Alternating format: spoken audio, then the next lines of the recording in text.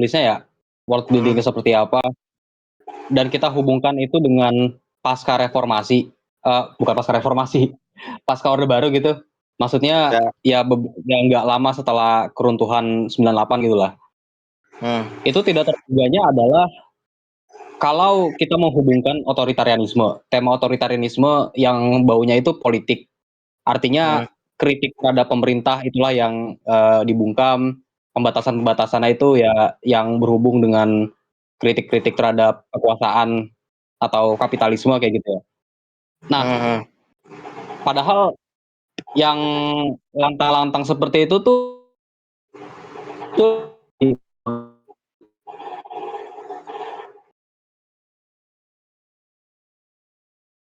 Suara lu awal-awalnya lah, udah meledak juga.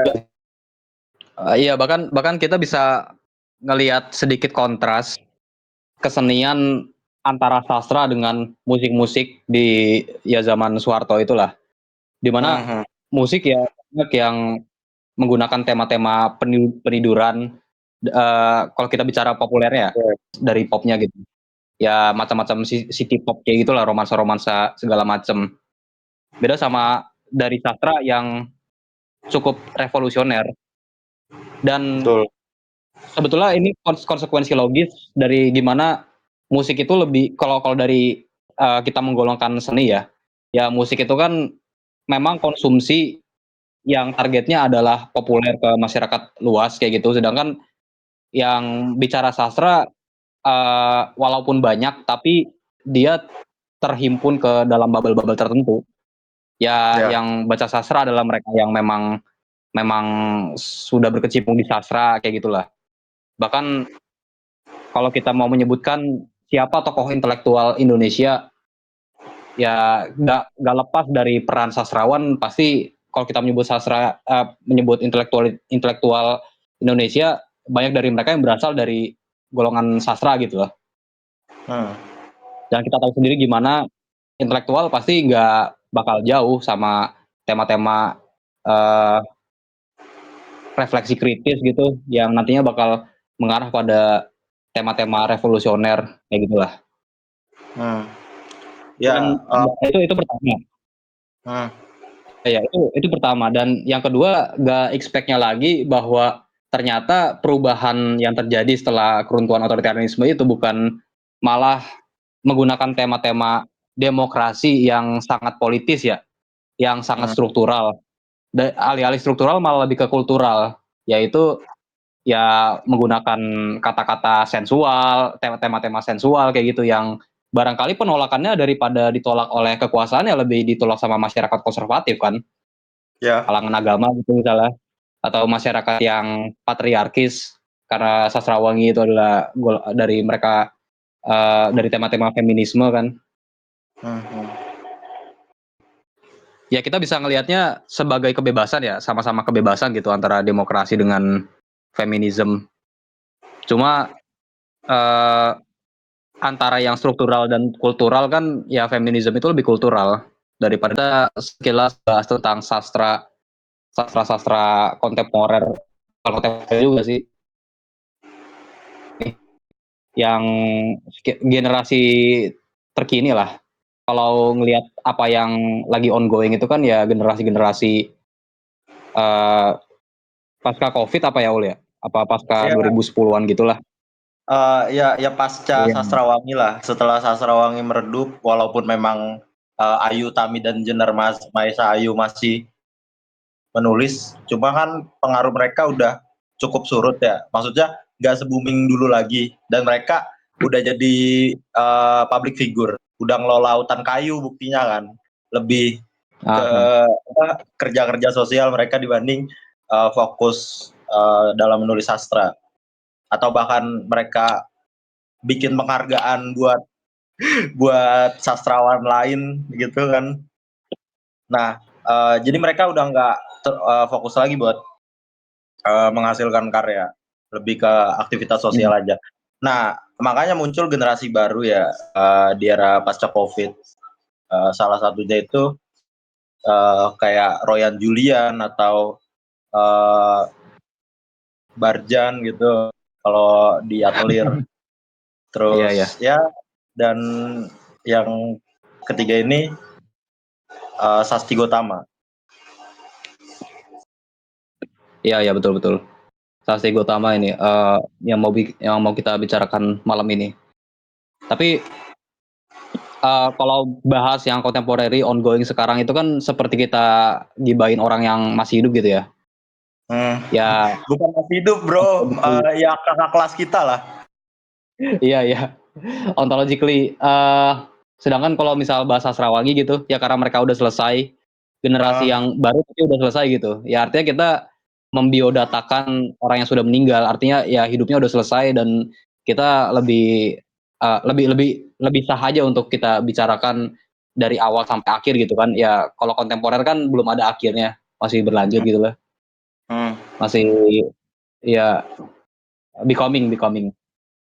Ya itulah. Nah, oke. Sebetulnya ada satu pembicara lagi yang bakal hadir, narasumber malam ini, Sanuri Mananti, tapi kita masih menantikan orangnya. Ya sebagaimana namanya lah. Entah orangnya Padahal dia ini ya narasumber utama kan. ya bisa dibilang gitu. Nah, jadi kalau mau perkenalan sedikit, pembicara kita yang akan datang Sanuri atau Iksan dipanggilnya, atau Sanuri juga, ya seorang pegiat literasi yang masih cukup muda, tinggal di suatu wilayah yang lumayan jauh dari kota, tapi demikian dia masih giat juga untuk mengerjakan hal-hal literasi, misal datang ke perpustakaan untuk bikin gelar perpustakaan jalanan yang biasanya di gerbang Satpol PP itu. Ya maksudnya kita di Minerva ini kedatangan orang yang nggak cuma main di dalam rumah gitulah maksudnya. Semacam itu. Dan rencananya kita mau bahas salah satu novel yang sebetulnya nggak terlalu terkenal, tapi kalau bicara bubble-bubble ada di dalam bubble sastra, dia lumayan jadi buah bibir karena kiprah di sastranya nggak terlalu lama, baru gede sekitar pasca Covid ya 2020 ke atas gitu. Tapi Sasti Gutama ini sudah mendapatkan banyak penghargaan, mulai dari penghargaan dari Dewan Kesenian Jakarta sampai novel yang mau kita bahas ini sudah terbit di Mizan juga. Walaupun sebelum-sebelumnya dia menerbitkan bukunya di penerbit-penerbit indie, tapi indie kayak gitu akhirnya dilirik sama penerbit besar kan. Dan tahulah ternyata portofolionya bagus juga untuk dia bisa berkecimpung di sana kayak gitu. Dan selain Sanuri kita juga akan ngobrol sama Maukrates ini. Maukrates ex mahasiswa ya Ul ya? Ex mahasiswa udah keluar, udah out. Udah keluar karena mau lanjut. Pernah ngobrol-ngobrol sama Sanuri, kira-kira gimana untuk memperkenalkan Sasti Gutama ini? Sorry Bang, Atau tadi apa yang bisa suaramu dibahas ini. dengan Sasti Gutama? Oh ya. Ya jadi kalau ngomongin Sasti Gotama kan sebenarnya agak ini ya kompleks karena dia sendiri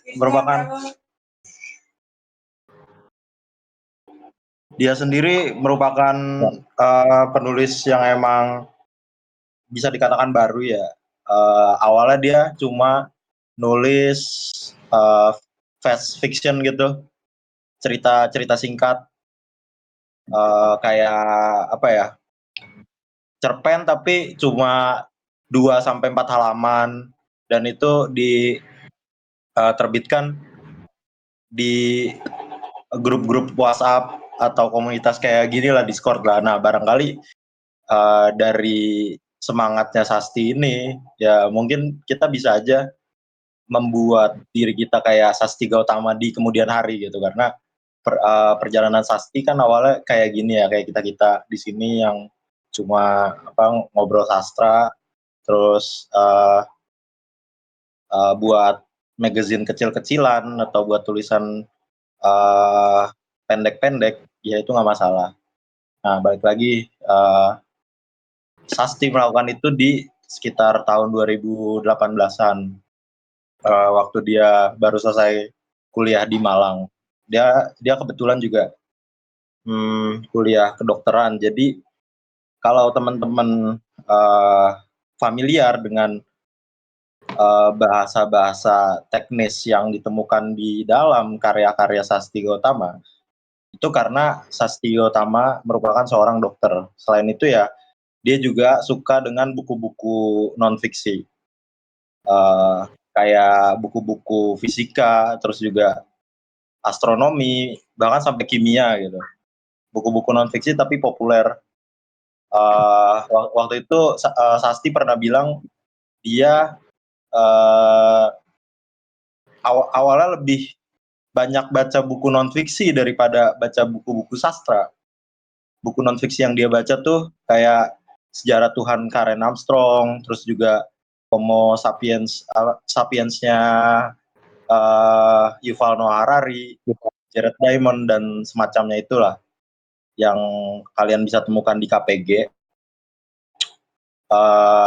Terus juga pertemuan dia dengan sastra ya, karena tadi itu mengikuti komunitas online yang terdiri dari para penyair, apa bahasanya, Fang?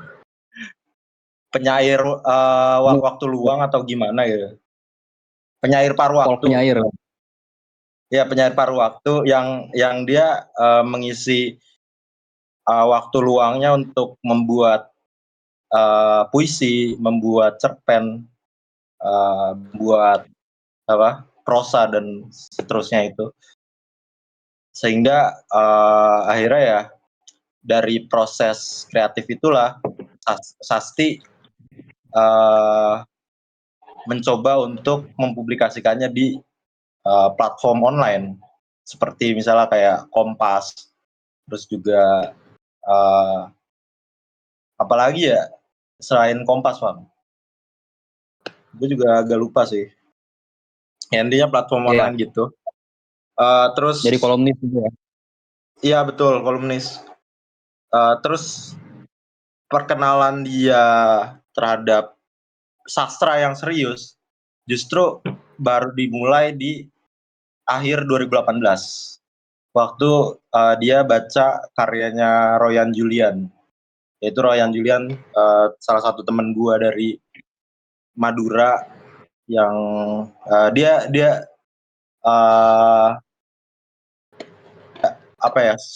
kerap mengangkat tema lokalitas. Jadi daerah-daerah di sekitar kampungnya itu diangkat untuk dia jadikan motif menulis lah, sehingga dia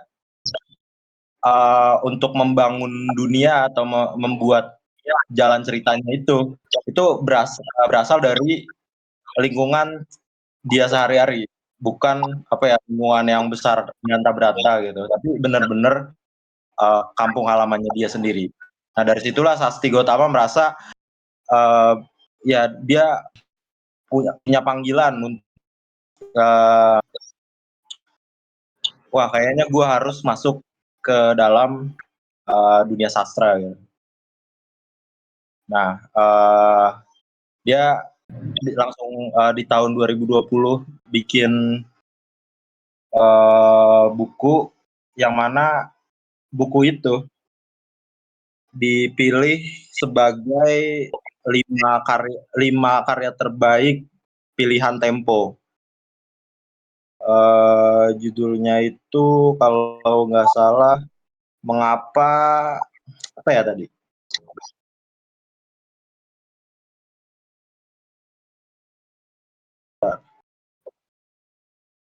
Mengapa Tuhan menciptakan kucing hitam? Oh ya. Ya itu. Jadi dia menggunakan berbagai macam metafora di situ untuk membangun karakternya. Jadi karakternya bukan cuma manusia, melainkan juga bisa jadi hewan di luar dirinya atau bahkan anggota tubuh seperti darah, terus juga jantung dan seterusnya itu. Kalau gue di sini sampai sini ngelihatnya gini, Bang. Dia itu menghargai menghargai jenis kesadaran di luar manusia. Premis dia begitu. Ini semacam model kalau di filsafat itu ada yang namanya panpsychism. Jadi panpsychism ini pandangan bahwa di luar manusia sebenarnya ada berbagai jenis kesadaran dan kesadarannya itu beda-beda gitu. Jadi manusia dan hewan itu bukan pemilik kesadaran secara eksklusif, melainkan kesadaran itu ya yang mana. Tapi yang beda itu hanya tingkatannya. Nah, gue ngelihatnya di sini Sasti berani mencoba untuk memberikan ruang bagi kemungkinan adanya kesadaran lain ya, meskipun disajikannya secara metaforis. Dia nggak eksplisit bilang bahwa kucing itu benar-benar memiliki kesadaran seperti manusia, enggak, tapi ya kucing memiliki kesadarannya sendiri, terus dia bangun world building buat kucing itu gimana POV-nya dan semacamnya itu. Ya akhirnya setelah itu Sasti memenangkan memenangkan hadiah sastra rasa dari Ayu Tami di tahun 2022 tuh. Karena karyanya itu benar-benar bisa menyentuh perasaan pembacanya gitu lah. Ya dia mendapatkan posisi pertama di situ. Di sini kayak gue lihatnya ada ironi gitu karena generasi yang sebelumnya yang dibunuh oleh generasi baru seperti Sasti Gotama ini, itu generasi lama memberikan penghargaan ke generasi baru. Kayaknya ini udah banyak oleh generasi sebelum-sebelumnya. Jadi membentuk pola gitu. Seperti misalnya generasi Pujaga baru itu kan dibunuh oleh generasi Manikebu di tahun 50-an. Terus generasi Pujaga baru memberikan hadiah ke Manikebu. Begitupun seterusnya Manikebu memberikan ke generasinya Arif Budiman, Gunawan Muhammad, ya gitu-gitu. Dan begitupun seterusnya sampai Ayu Tami memberikan hadiah ke Sasti Gotama ini yang gue lihat.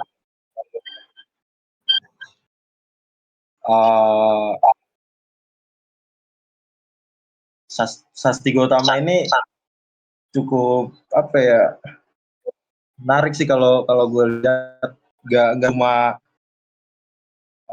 perspektifnya yang memang memberikan ruang bagi adanya kesadaran di luar diri manusia sendiri, tapi juga mengangkat tema-tema yang cukup berlawanan dengan tema-tema biasa gitu. Dia mengangkat tema kayak kekerasan seksual, terus juga kolonialisme, dominasi gitu, patriarki yang emang nggak selalu sesuai dengan moralitas kita hari ini. Gue kasih contoh dah. Di karyanya yang berjudul Corpus Uterus, itu buku novelnya, karakter lo itu berasal dilahirkan dari rahim seorang perempuan yang diperkosa oleh aparat negara. Aparat negaranya ini nggak bertanggung jawab, si Luh ini ketika dalam kandungan berusaha untuk diaborsi oleh ibunya yang diperkosa, tapi ternyata si Luh ini tetap lahir dalam keadaan cacat, lahir dengan telinga yang besar seperti kol. Nah, tapi dengan itu dengan penampilan cacatnya itu si Luh memiliki kelebihan, yaitu dapat mendengarkan suara janin sekalipun. Suara janin yang belum hidup, belum apa ya, belum benar-benar jadi bayi secara utuh, tapi dia bisa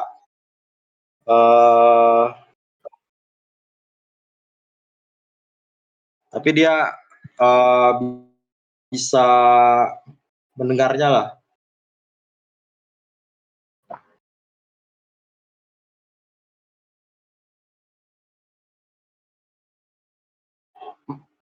Karena dia bisa mendengarnya, ini cukup sensitif juga. Akhirnya si Luh itu membunuh para janin-janin itu, dalam artian dia mengaborsi. Ya ini apa ya, cukup kejam juga, tapi si Luh ini merupakan karakter utama dari novel itu. Walaupun di novelnya ini si Luh adalah seorang laki-laki, tapi dia mengalami krisis eksistensial tentang jenis kelaminnya itu. Kalau yang gue lihat ya, yang gue baca, Luh ini mengalami ketidakpuasan dengan kehidupan yang menindas perempuan gitu, dan dia merasa seperti, kenapa gue harus dilahirkan sebagai laki-laki gitu. Laki-laki kan penindas perempuan. Nah, di tengah krisis gender itu, dia akhirnya ya bisa dibilang, kalau gue sebut ya, bunuh diri gender gitu lah. Artinya dia keluar dari gender dia sebagai laki-laki, tapi dia nggak mutusin buat jadi transpuan ke gender perempuan gitu loh. Ya udah, dia nggak pengen disebut gender apapun, walaupun dia punya kelamin sebagaimana laki-laki punya penis.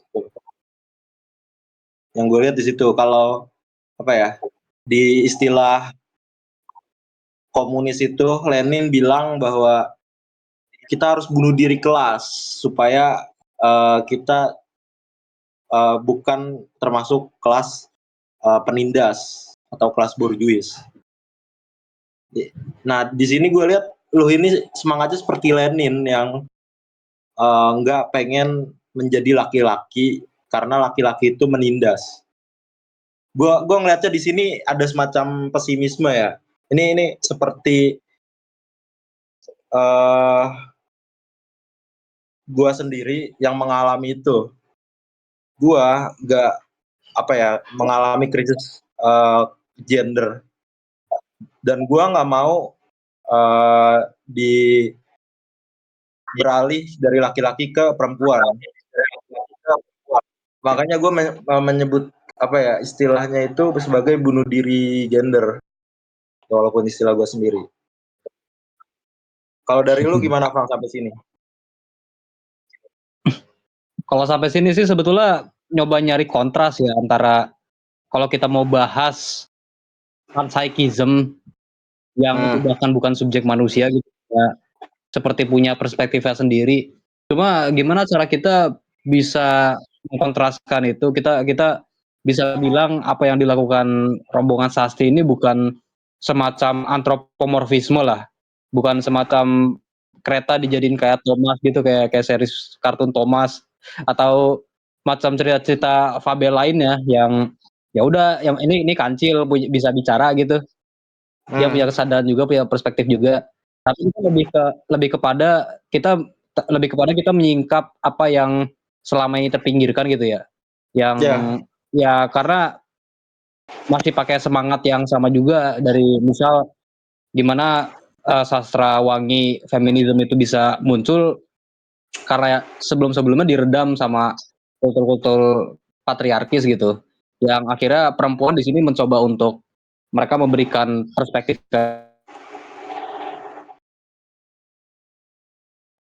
postkolonialisme yang sangat erat kaitannya dengan sastra, ya gimana caranya negara very bisa menyandingi negara superpower, negara kolonial kayak gitu lah, atau negara di South menyandingi negara di North.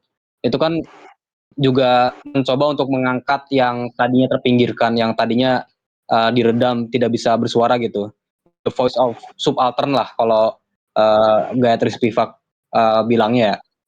Nah, Betul. cuma the voice of subaltern ini itu seolah-olah cuma mereka yang bisa bicara gitu loh, mereka yang bisa menulis gitu misalnya, yang bisa memberikan perspektif mereka.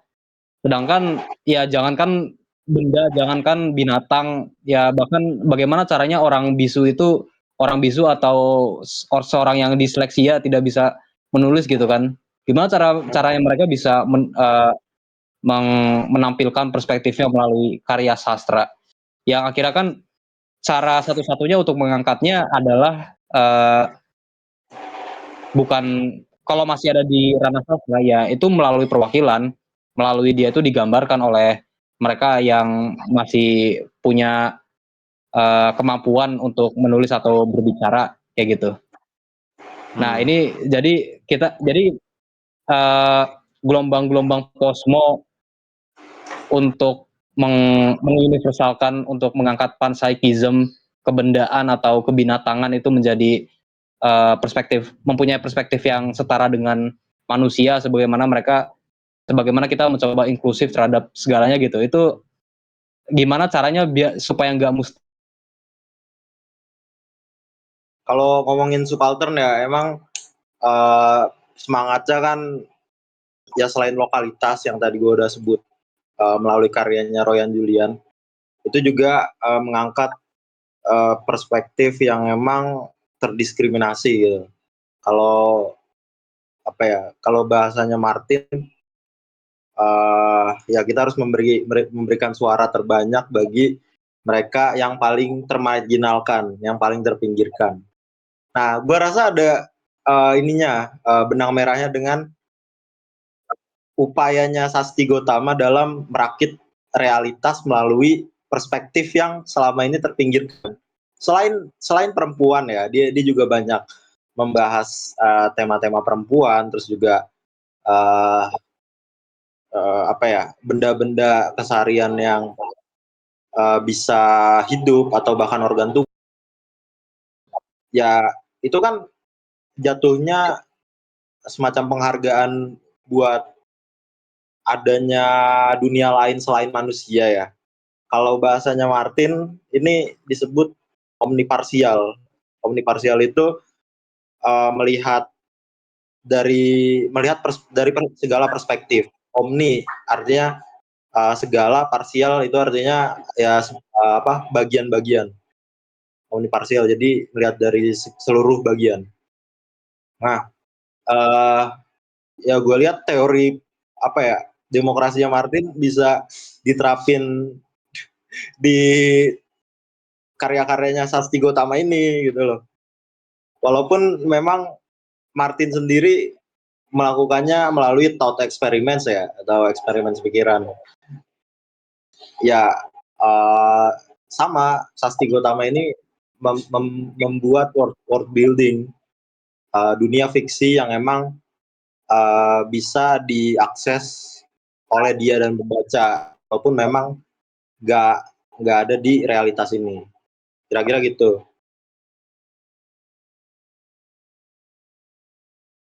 Iya. Jadi kalau mau menghubungkan Martin, apakah yang marginal bisa salah gitu?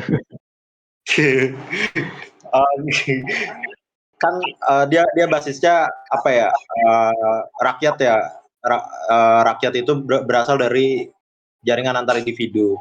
Nah terus gue lihat Sasti juga menganggap bahwa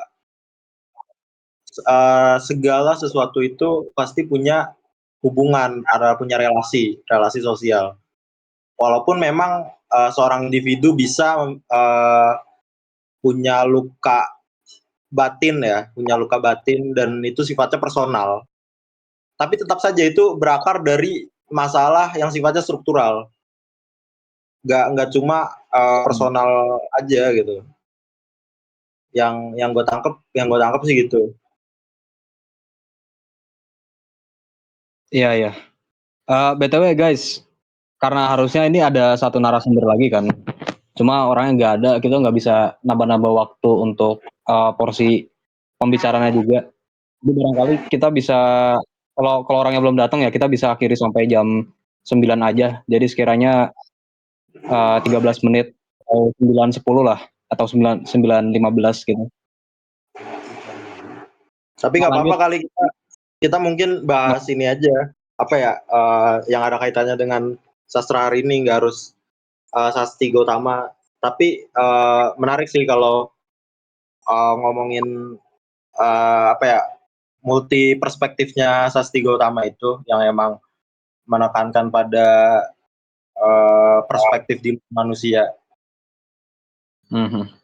Waktu itu kan gua ketemu dengan Barjan misalnya di Blok M yang penulis kumpulan puisi Check In Check Out itu. Waktu itu kan lagi ngebahas bukunya Nurul Latifah tuh, anak atelier juga. Dia pernah bilang ke gua, kalau sekuat apapun laki-laki untuk memahami pengalaman perempuan, ya artinya ini ada semacam phenomenological approach gitulah. Iya, ya. Laki-laki itu tetap nggak bisa merasakannya gitu, karena nggak mengalami. Tapi gue lihat ya, dengan membaca karya-karya Sasti, terutama yang harusnya dibahas Sanuri ini, terus karyanya yang lain kayak Corpus Uterus yang tadi gua bahas, yang tokonya lu itu.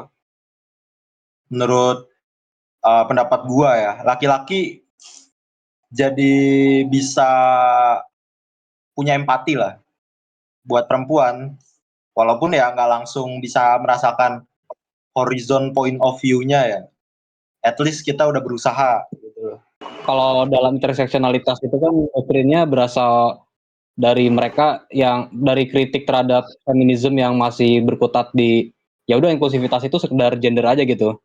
Sedangkan kalau misal lihat kenyataannya kayak gimana, ya antara siapa yang paling terdiskriminasi, apakah dia perempuan tapi kulit putih atau dia laki-laki tapi kulit hitam gitu. Ya Iya, ya.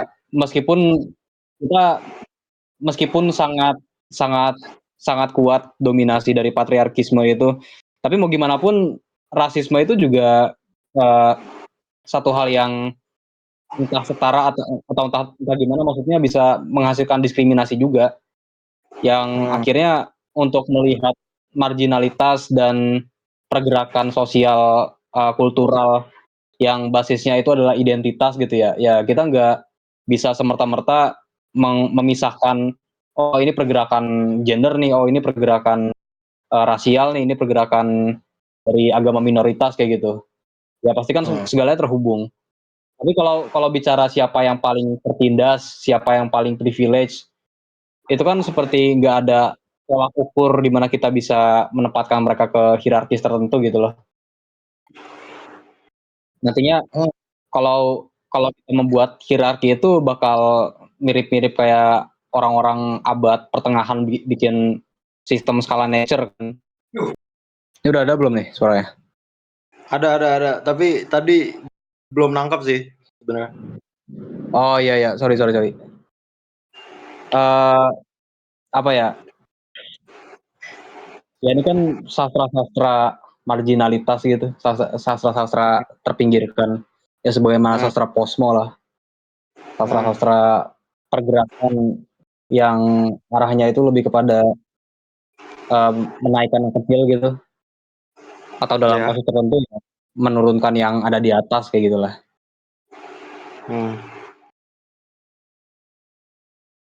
Apa yang Ya. terbayangkan setelah pasca sastra pasca sastra marginal itu kira-kira kalau udah oke kita semua dengan identitas macam-macam kita udah punya suara nih terus apa gitu.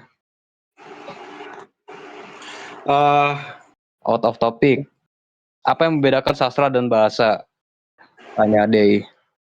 Wah, ini tergantung sih, tergantung definisi sastranya ya. Ini uh, yang tadi Bung Ivang barusan bilang, sastra-sastra posmo, itu kan posmo sendiri punya semangat untuk melonggarkan definisi gitu. Bahkan suatu definisi bisa menciptakan inflasi makna. Salah satunya yang jadi korban inflasi makna itu adalah sastra. Nah, kalau kita lihat dari generasi-generasi sastra yang tumbuh di era 80-an sampai 90-an, para kritikus itu punya ukurannya masing-masing gitu terkait sastra, tapi mereka nggak punya satu paradigma utama dalam mengkategorikan yang mana itu sastra, yang mana itu bukan gitu. Ya pada dasarnya ya udah masing-masing dari mereka punya definisinya sendiri-sendiri. Bahkan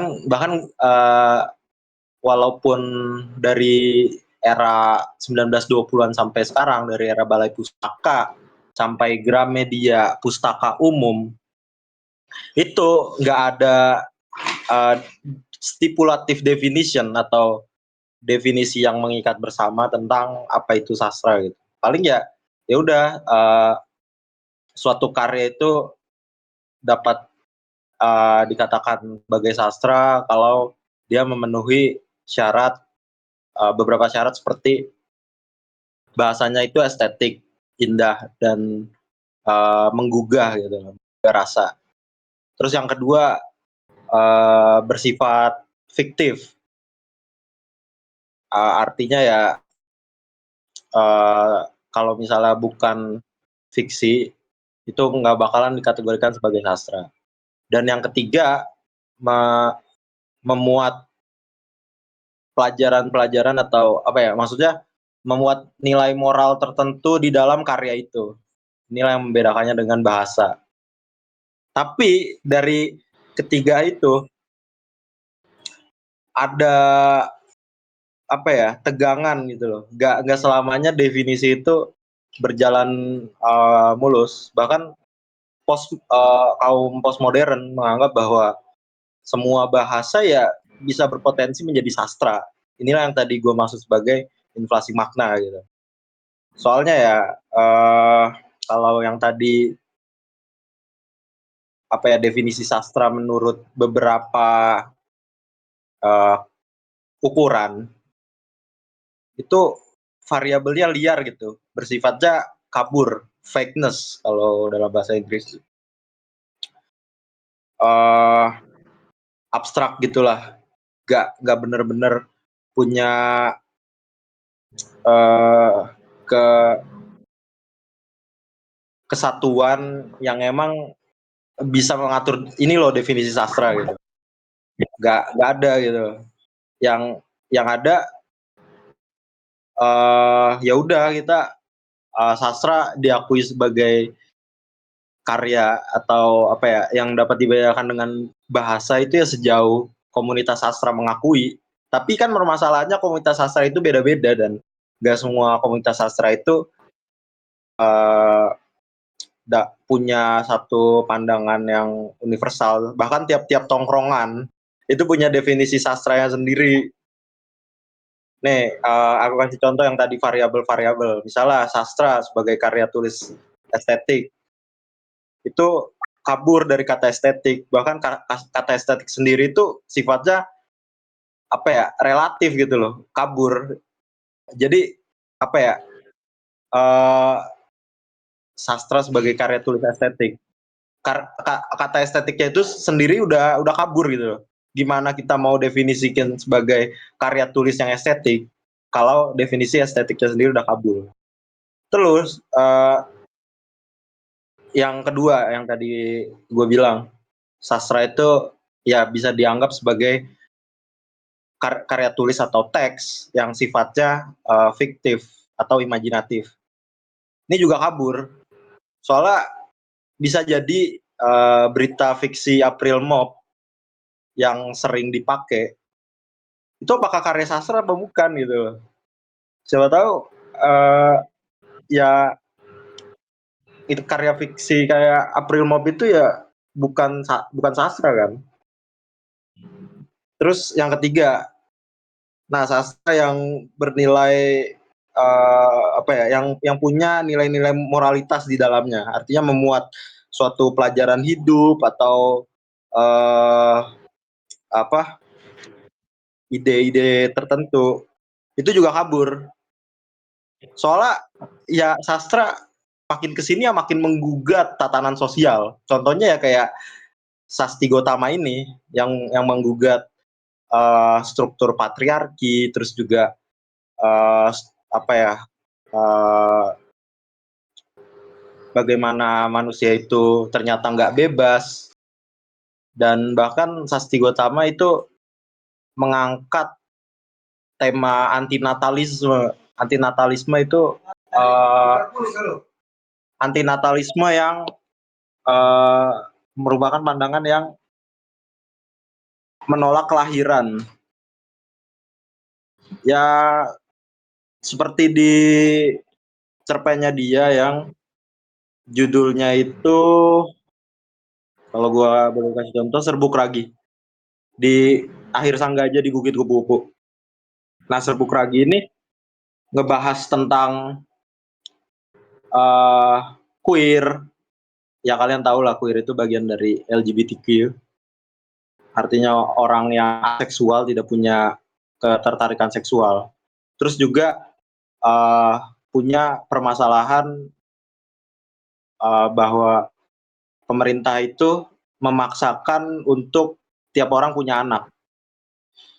Jadi kondisinya itu Indonesia di tahun 2055.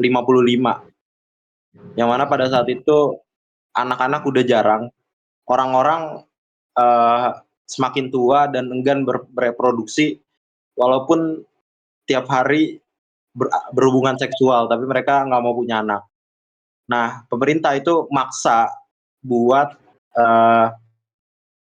orang ya kalau mau melahirkan anak lah gitu. Maksanya apa? Melalui propaganda iklan layanan masyarakat. Iklan layanan masyarakat ini berisi gambaran yang menyedihkan kalau orang itu nggak punya anak. Nah, karena masalah ekonomi ya orang-orang nggak mau lah tetap punya anak. Tapi ya pemerintah ini maksa buat punya anak. Dari sini Sesti Gotama apa ya, beneran menantang gitu, menantang dimensi moralitas. Kalau ya kita punya hak dong untuk nggak beranak. Ya kalau orang yang emang aseksual dan mendefinisikan dirinya sebagai queer, gimana dia pengen punya anak? Kan itu merupakan hak kan, punya anak. Nah dari sinilah definisi sastra itu kabur gitu jadinya. Jadi mana sastra mana yang bukan sastra ya itu menurut gue ya tergantung apa ya, dari masing-masing tongkrongan aja sih gitu.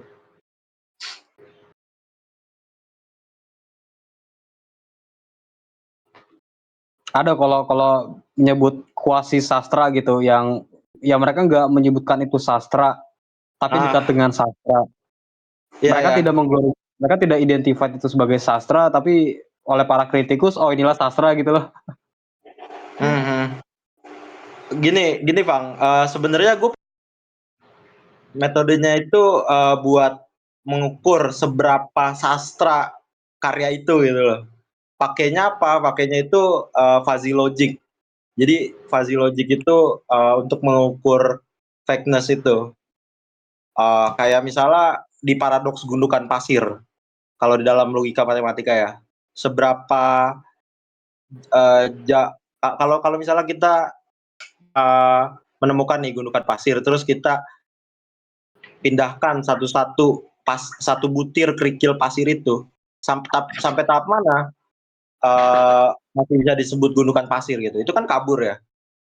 Nah, cara penyelesaiannya gini, bayangkan ada suatu lingkaran, semakin ke pusat lingkaran itu semakin berwarna, tapi semakin mendekati ujung lingkaran atau mendekati pinggir lingkaran itu semakin tidak berwarna. Nah, gue ngeliatnya kayak ada gradasi gitu loh. Gue dapet apa ya? Dapet cara pengukuran ini dari ini sih, pas nongkrong di atelier sama Hamzah gitu, terus dan kawan-kawannya itu Rae, yang mana Ya, para Hamzah kawan itu. juga nulis buku puisi kan seberapa indie gitu kan. Nah, gue ngambilnya dari situ tuh motifnya. Kayaknya bisa ketemu kayak gitu cuma ke tongkrongan ya yang mereka emang indie gitu loh. Yang bisa deskripsikan indie itu batasnya seperti apa. Kalau yang bukan indie kan kayak, oh ya udah lu nggak sesuai sama pakem, nggak sesuai sama kanon sastra, ya udah. Iya. Ya udah lu di pinggir aja kayak gitu loh. Tapi masalahnya kan siapa yang pemerintah bisa, tapi kan tetap ada orang yang menolak kanon sastra. Ya udah, itu menurut definisi lu, tapi definisi gue bisa diperluas. Bisa aja karya yang karya yang gue bikin itu nggak masuk sistem lu, tapi gue pengen karya ini gue sebut sebagai karya sastra. Itu kan jadinya kayak semacam egoisme logis dalam menentukan suatu hal ini sastra apa bukan. Tetap aja ya, kayak nggak selamanya bisa gitu loh. Gua rasa ya, kalau Sasti Gotama hidup di era Orde Baru, tulisan dia nggak bakalan nggak bakalan diterima sama penerbit. Jadi dia nggak bisa nerbitin tulisannya. Dan nggak ada orang yang nganggep karya Sasti Gotama ini sebagai karya sastra, terutama mereka yang dekat dengan kanon sastranya pemerintah gitu. Jadi otoritas yang menentukan otoritas pengetahuan di sastra itu siapa yang memegangnya? Penerbit kah? Kita bisa katakan gitu. Atau barangkali kurikulum gitu. Mana sastra yang akan diajarkan, mana yang tidak. Ya, bisa jadi penerbit karena kan penerbit yang memang biasanya kan mengkategorikan, segmentasikan ini karya yang yang disaranin, terus ada karya yang sengaja dipinggirin tuh, kayak kalau lo lihat di Gramedia atau di Pacar Merah, di Makarya gitu kan. Nah, itu dari situ aja udah ada ketidaksetaraan dalam mengkatalogkan suatu karya gitu. Yang gue lihat dari sini lah akarnya, perbedaan dalam kanonis sastra. Suatu toko buku atau penerbit itu berusaha buat mengkanonisasikan sastra. Tapi kan masalahnya nggak cuma satu toko buku atau penerbit itu aja, ada toko buku penerbit lain yang bahkan jumlahnya ribuan di dalam satu negara itu. Bisa juga tapi kan tergantung jenis negaranya juga. Misalnya demokrasi kayak di Indonesia atau di USA, ya karya-karya itu bakalan muncul gitu lah. Apalagi sekarang zamannya internet ya, sastra pasca COVID itu udah semakin relatif lah. Munculnya platform kayak Wattpad gitu-gitu kan, munculnya tren dalam teen literatur yang menurut para kritikus sastra baby boomer itu sebagai sastra apa ya, sebagai sastra tai anjing, sastra yang nggak punya nilai mutu, yang estetikanya jelek, tapi tetap aja kan itu apa ya, menurut pembaca Gen Z itu sebagai sastra. Jadi tiap generasi itu beda-beda juga, kecuali lu hidup di negara apa ya, sosialis yang mengisolasikan diri dari luar, gak punya referensi dari karya-karya luar, dan pemerintah benar-benar punya totalitas dalam menentukan mana karya sastra dan mana yang bukan gitu. Ya gua rasa sih dari situ baru bisa apa ya, sastra baru benar-benar jelas didefinisikan. Justru karena adanya demokrasi, sastra semakin abstrak gitu. Kawan-kawan kalau ada pertanyaan, ada yang mau ditanyakan gitu bisa di chat aja, nanti bakal dibacain ya. Tapi tadi ada satu kan yang membandingkan di sini, ada yang bilang juga berarti nggak ada tolak ukurnya, nggak ada pegangan bakunya gitu ya. Itu kalau sastra. Tapi kalau mau dibandingkan dengan ada tolak ukurnya, tapi dia tolak ukurnya beda-beda, lain-lain, multi paradigma gitu. Iya. Melainkan nggak ada paradigma itu gitu. Iya betul. Jadi kalau body of knowledge dari sastra itu kan, kalau kita menyebut sastranya aja ya dia nggak punya body of knowledge gitu loh. Tapi dari masing-masing alirannya, sastra sastra Rawamangun gitu, misalnya sastra Atelier, ya mereka punya body of knowledge. Sastra revolusioner gitu punya body of knowledge-nya juga, ya harus kritik kayak gitu kan, harus realisme sosial semacam kayak gitu-gitu. Ada mereka dipakemkan harus kayak gimana berdasarkan alirannya.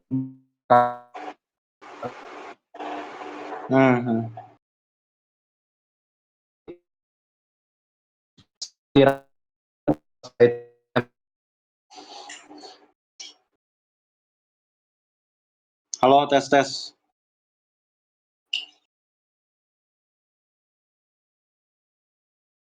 Hilang. Nah, cuma gini ya, bicara body of knowledge, yang kaitannya itu sangat berhubungan dengan yang namanya kurikulum kalau kita mau bicara Civitas Academia. Nah, sastra dengan linguistik, dengan bahasa, itu dua hal yang selalu dicampurkan.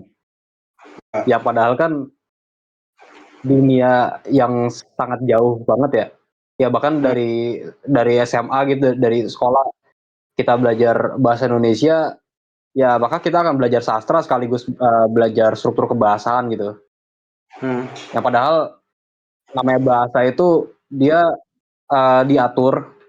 Kita punya EYD, punya KBBI, dia bahasa itu kan formal system ya. Yang memang dia berangkat dari realitas, lalu dia diformulasikan biar akhirnya dia bisa direplikasi gitu, biar dia bisa dipakai sesuai pada formulanya.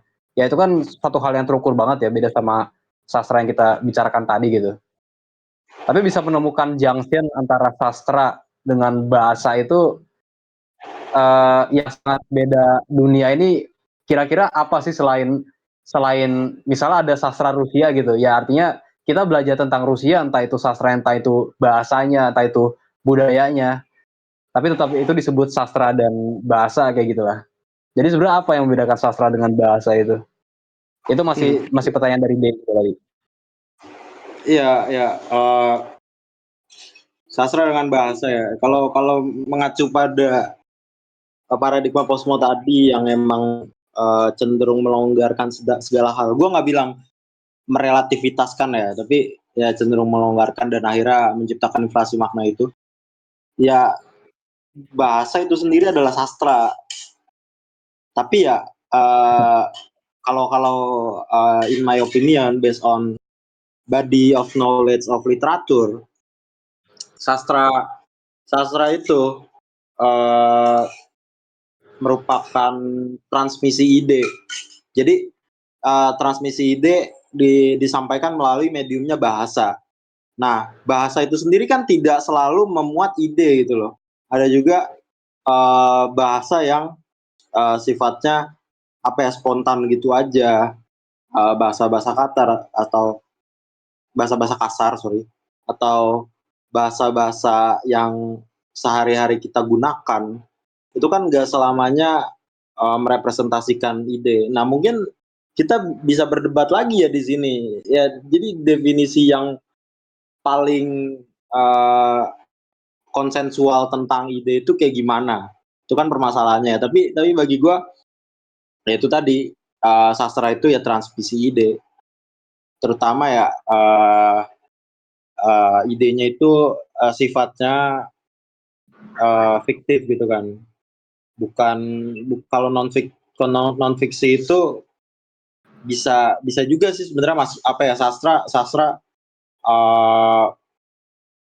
tercakupi dalam wilayah non fisik, kayak misalnya kreatif jurnalism itu juga termasuk sastra juga, di kalau kata dosen gue ya. Nah,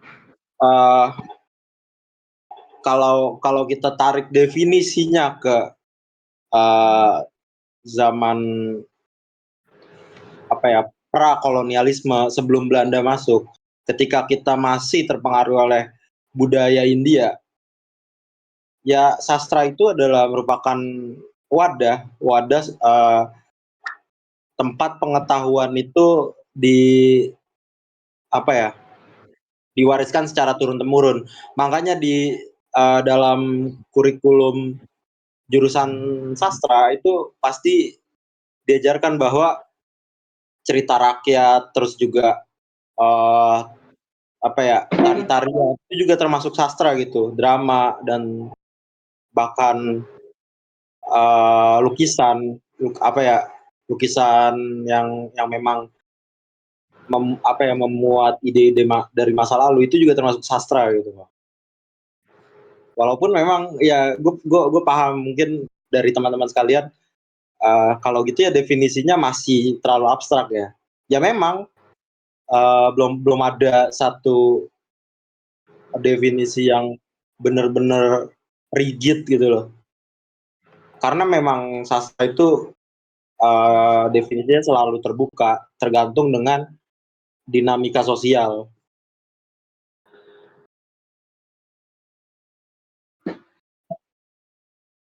Sastra kadang bercampur dengan budaya, kayak seni. Kayak seni, seni sendiri juga kayak gitu. Seni sendiri definisinya juga kabur gitu. Bahkan gue rasa seni itu nggak cuma terbatas pada knowledge. Kalau yang tadi lu bilang ya, body of knowledge. Bahkan seni itu kebanyakan berada di luar body of knowledge.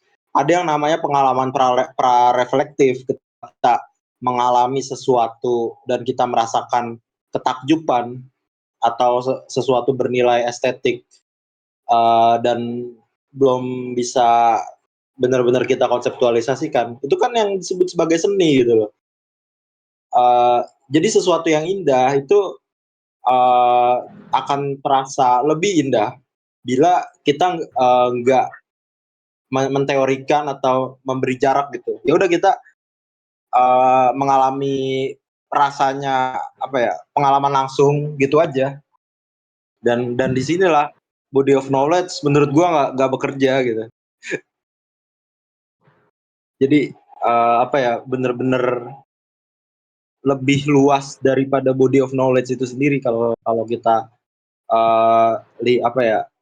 mencoba memetakan seni.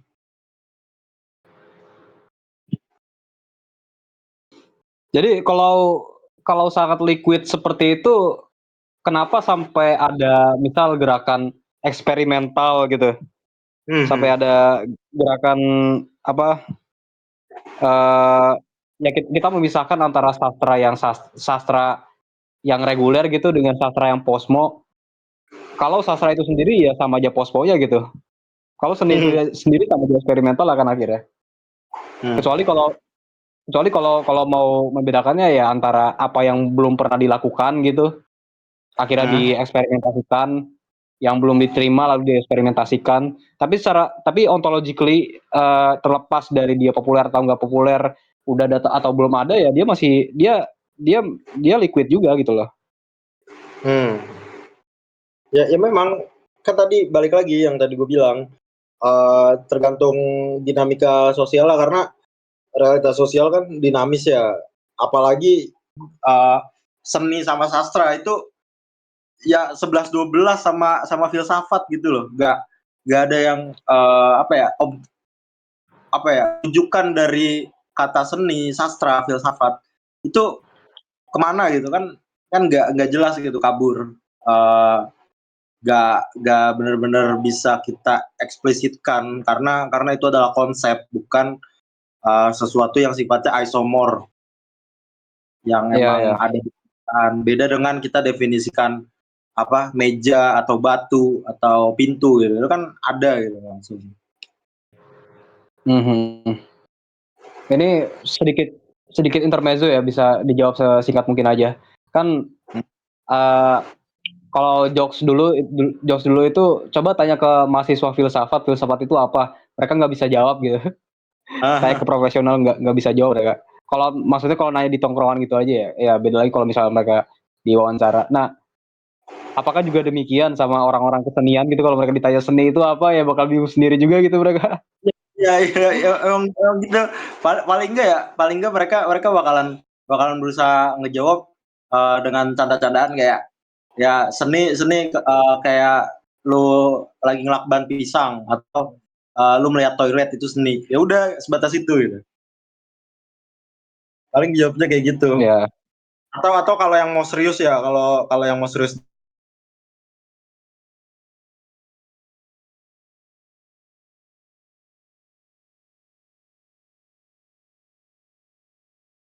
ya, seni itu berkepakatan dari institusi seni. Nah ini kan berarti kita mengambil institusionalisme gitu. Itu dari tokohnya Arthur Danto. Terus apalagi seni itu pengalaman estetik, yaitu berdasarkan para kritikus seni eksperimental gitu terutama. Atau ya segala sesuatu bisa disebut sebagai seni. Itu mungkin yang yang anti kemapanan, ya gitu-gitulah. Iya. Walaupun sebenarnya ini ya, kan orang-orang yang tidak menerimanya itu sebenarnya bukan tidak menerima karena tidak jelas, terlalu liquid gitu, bukan karena itu ya, lebih kepada karena effortless-nya itu loh. Karena nggak ada effort-nya. Lu apaan lu cuma ngelakban pisang doang gitu. Ya sedangkan misalnya sastra yang Tapi kan gimana? balik lagi, seberapa tahunya kita bisa ngejamin bahwa proses itu benar-benar effort atau enggak gitu. Itu kan masih kabur juga. Ya tapi kalau kita ngelihat dari ini aja sih, dari kacamata umum aja sih. Ya secara umum mau siapapun itu ngelabak pisang ya siapapun bisa kan gitu loh. Iya, maksudnya asal eksklusivitas atau keunikan yang dimiliki oleh seseorang gitu kan. Iya, effort itu bisa macam-macam. Maksudnya effort lo bikin website atau effort lo bikin akun fake gitu. Ya cumbu sige ya itu bisa, ya terserah lah siapa yang mau effort gitu. Tapi effortnya kan gak segampang lu ngelakukan pisang aja gitu loh. Maksudnya di batasan kalau dari kacamata umumnya ya masih ada. Apakah jika sastra secara sadar dipatokin akan memunculkan definisi baru atau malah dia jadi berhenti? Maksudnya gimana, War? Sastra dipatokin. Kalau sastra dipatokin dia bakal muncul definisi baru. Sastra dipatokin dia ya, paham. Ya biasanya gini, itu memang kalau di sastra kan ada yang namanya kanon. Itu artinya ukuran atau pematokan, patok gitu loh. Nah, kanon itu biasanya di, diperlakukan terhadap karya-karya tertentu. Jadi ada karya yang dikategorikan sebagai sastra dan ada yang bukan. Biasanya ini dilakukan sama penerbit atau toko buku. Biasanya kan toko buku kan ada yang ada yang kategorin kayak sastra anak lah, terus juga apa ya, buku agama, ada juga psikologi, walaupun buku-buku psikologinya itu nggak ilmiah ya. Terus juga sastra dewasa 21 plus dan semacamnya. Nah, ini sebenarnya berhenti gitu. Jadi apa ya, definisinya nggak berkembang. Tapi kan yang namanya dinamika sosial ya, seiring waktu itu kan kanon-kanon itu juga bisa berubah. Bahkan di satu penerbit itu gak selamanya dia mendefinisikan buku tertentu sebagai sastra atau non sastra. Bisa juga karena beda redaktur, terus juga ganti kepemimpinan. Akhirnya buku-buku itu yang tadinya bukan sastra dimasukin ke sastra, atau sebaliknya yang tadinya sastra dimasukin keluar sastra. Seperti itu sih. Jadi tergantung dinamika sosial juga, atau ya tergantung juga sama toko buku lain dan terbit lain yang emang punya kanonnya sendiri gitu, dan itu selalu berbeda. Makanya gue ngelihatnya di sini ada pertentangan antar kanon ya, sehingga bisa ini loh menghasilkan perbedaan atau keanekaragaman ukuran itu. Jadi nggak pernah berhenti gitu.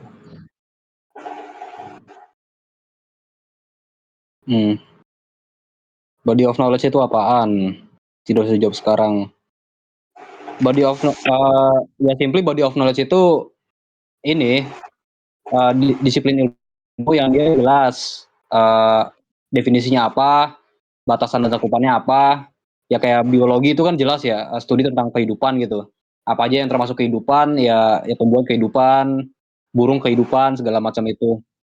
Dan dia diperlukan sebagai standar karena dia punya turunan yang sifatnya itu praktis. Dia punya profesionalitasnya gitulah. Jadi maksudnya body of knowledge dari teknik sipil gitu misalnya. Teknik sipil itu harus punya body of knowledge-nya.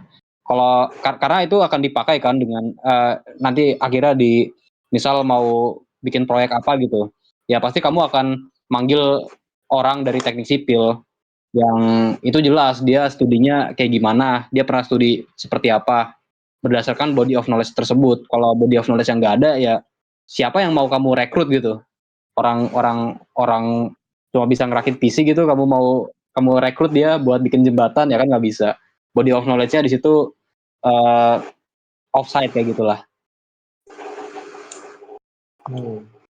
Nah, balik lagi, sastra tidak punya body of knowledge itu. Gak ada yurisdiksi ya. Berarti untuk sesuatu atas dasar hak apa? Untuk sesuatu abstrak ditentukan oleh segelintir kelompok. Justru sebenarnya di situ sih haknya sih. justru bukan elitisme ya jatuhnya, bukan eksklusivisme juga. Justru dia itu bisa didefinisikan, bisa ditentukan ya melalui segelintir kelompok itu. Misalnya kamu dari kelompok mana? Kamu dari kelompok Minerva, ya maka Minerva inilah yang akhirnya dia punya kita kamu sebagai orang Minerva punya hak untuk mendefinisikan seperti apa sih seni keminervaan gitu misalnya. Ya justru kalau kamu yang tidak bisa merasakan pengalaman dari yang bukan Minerva gitu ke Indo Book Party gitu misalnya. Ya sedangkan orang Indo Book Party lebih paham gitu kesenian realitas sosial mereka di sana kayak gimana, ya akhirnya mereka lah yang punya hak untuk membuat keseniannya kayak gimana gitu lah. Orang Majang Roti, dikira ada orang datang ke galeri, dia naruh sepatunya gitu di tengah-tengah, akhirnya banyak orang motoin gitu. Kalau tahu video itu. Ada juga gini, kan orang ngadain pameran, terus orang pengunjung yang datang itu bingung karyanya mana. Akhirnya mereka dikasih makan, terus mereka pada makan gitu di meja-meja makan, ada kursi-kursinya gitu melingkar. Nah, terus habis itu si kurator atau yang ngadain pameran itu bilang inilah karyanya gitu. Nah, ini disebut sebagai relational art. Jadi Oh seni iya yang iya iya. relasional, berelasi dengan masyarakat gitu. Nah, jadi objek yang menjadi seni adalah masyarakat itu sendiri, yang mana pengunjungnya. Iya iya iya. Berarti bukan intensinya bukan pada objek yang ditampilkan, melainkan ketika orang melihat penampilan tersebut itu ya seninya di situ gitu lah. Iya, Siap siap. betul. Subjek sekaligus objek. Iya iya iya. Oke. 2132 udah 9:30. Kita bincang-bincang bersama Maukrates. Tadi ada satu narasumber tidak berkesempatan hadir di sini, tapi nggak apa-apa, kita bisa menyempatkan waktu untuk diskusi juga. Semoga kawan-kawan punya nggak harus tertarik juga sih, maksudnya ya bisa kenalan lah dengan sastra-sastra, dengan berpusing-pusingan dengan sastra itu apa sebetulnya, kesenian itu apa sebetulnya. Tapi pusing-pusing itu ya justru disitulah nggak asik juga sih. Ya pokoknya gitu aja. Terima kasih kawan-kawan yang sudah menyempatkan waktu untuk datang di Sabtu malam ini. Tetap menyerah, jangan semangat, kalau katanya Day untuk slogan Minerva. Terima kasih kepada Maukrates ya. Nanti kita diskusi lagi. Terima kasih kawan-kawan. Dadah.